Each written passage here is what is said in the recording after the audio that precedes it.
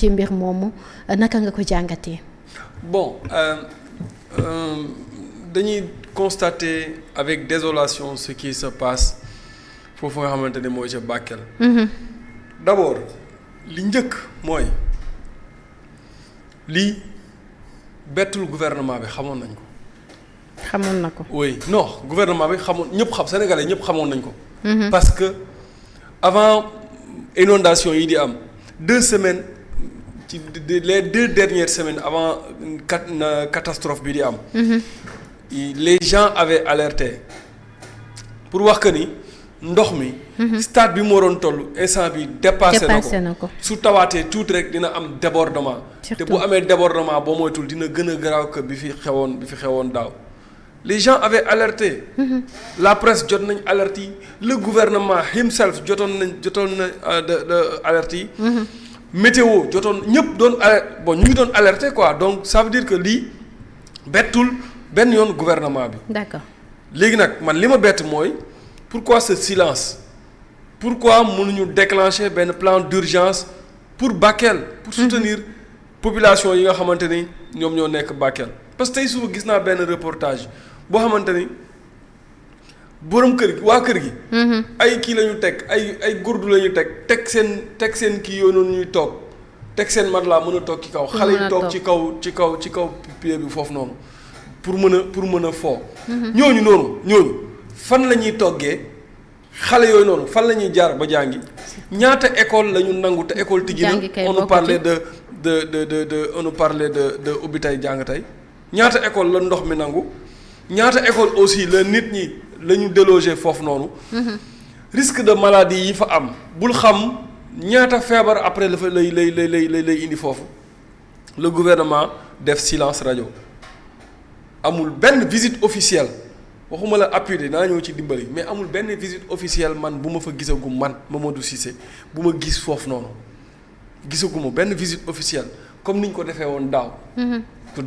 daaw c'était tellement politisé il y avait waa Sàmm Sa Kàddu il y avait le gouvernement il y avait d'autres hommes politiques parce que daaw aussi ak lu ñu mën a wax ce n'était pas que le gouvernement peut-être le gouvernement a riposté parce que opposition bi ñu ngi doon dem foofu noonu il y avait une récupération politique et c'est ce qui est malheureux en fait pour ci suñu homme politique yi daaw parce que amoon na enjeu politique ñoom politiciens yëpp demoon na jublu fa ren amul enjeu politique benn politicien dem fa. ñu fàttali.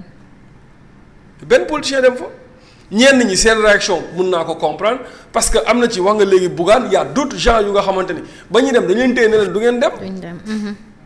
du ngeen dem ba pare annoncé ne il y a 8 milliards yoo xamante ni état bu Sénégal dina ko jël jox ko waa Bakel 8 milliards yi nekk ci LFR bi loi de finances rectificative bi ana 8 milliards yi. j'ai entendu le préfet dire que moom gisul milliard dégg ko fu 8 milliards yooyu jaar. mooy ni ma mais ñoom sax xaalis boobu luñ koy doyee d'abord balaa ñuy wax mbiru xaalis est-ce que duñ wax nan lañ leen di jàppale à ce que ñoom ñu génn ci ndox mi. non xam nga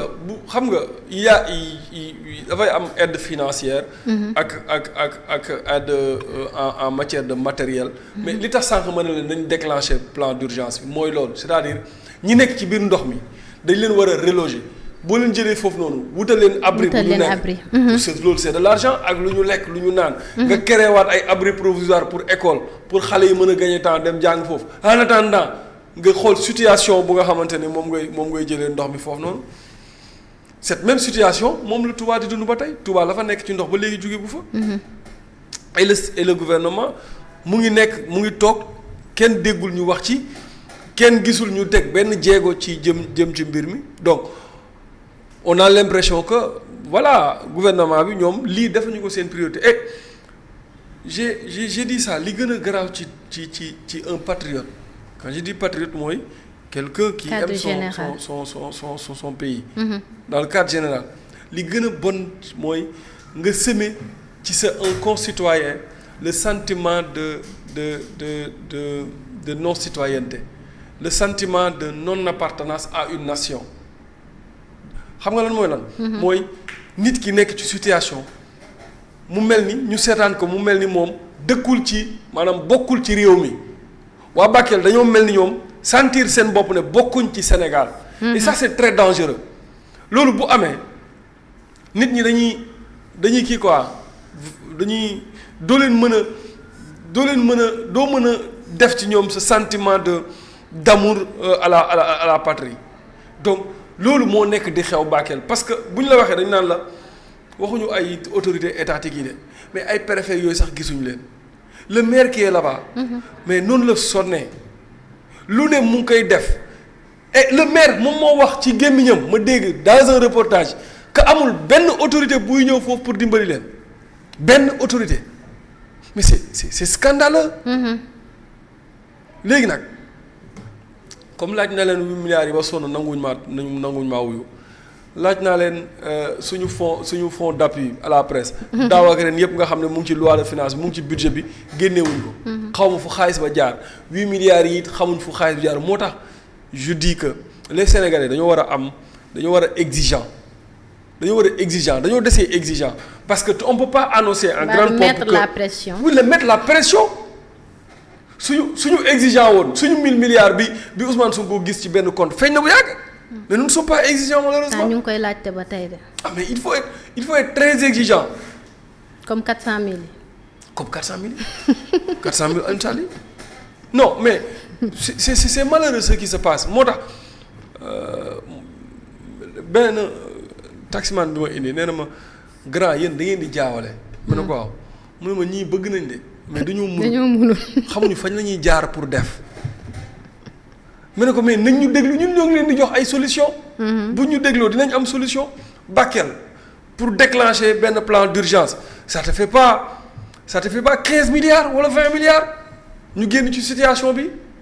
et puis gouverner c'est prévoir yow lii dal na la daaw avant même alerte bi ni ñëw mais da nga waroon fexe lii bañ a amaat wala nga amoindrir les dégâts. pendant ce temps ñoom ñu ngi toog nee nañ dañuy faire face à la presse. xaw ma lan la ñu war a wax presse bi. pourtant ñu ngi wax ci loolu de. waxuñ ci dara mosoo ci. damay ni ñu ngi wax ci loolu de.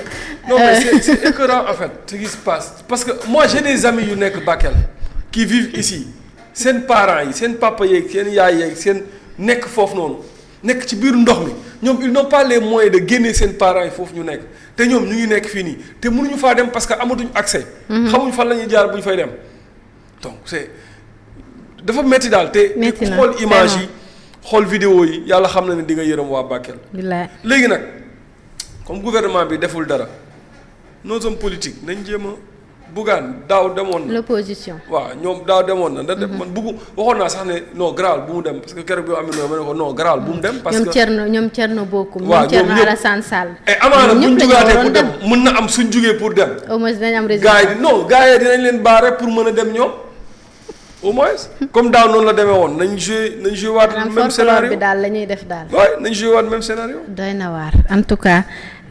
politique bi doy na waar te situation bi nga xam ne am na diwaanu Bakel je pense que ne waruñu ko politiser war nañu xeetali ñi nga xam ne ñoom ñoo nekkee foofu ca diwaan ba ndax mën nañu ne dara bu la dalul rek doo xam situation ba nan la méttee mais ñoom nag ñu ngi souffrir bu baax ndax boo leen gisee démb ñuy wax dalay leer nit ñi dañoo am naqaru xol ndax boo xëyee doo nelaw bu heure lekk jotee doo xam noo koy defee ak situation famille bi xale yi la même chose feebar yi nga xam ne mi ngi am ci dëkk bi aussi la même chose donc war nañ leen mën a jàppale bu baax a baax ñi nga xam ñoo nekkee ci diwaanu Bakel Yaxya situation Bakel bi nan nga ko jàngatee.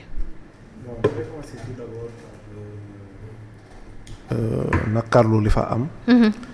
di bokk metti ak pas seulement la population de Bakel mais toutes les populations qui sont confrontées à ce problème. Surtout. Et je vais commencer par Momo fu mu jeexalee. Aujourd'hui l'opposition moom may le pouvoir mu amorphe parce qu'en réalité ce qui se passe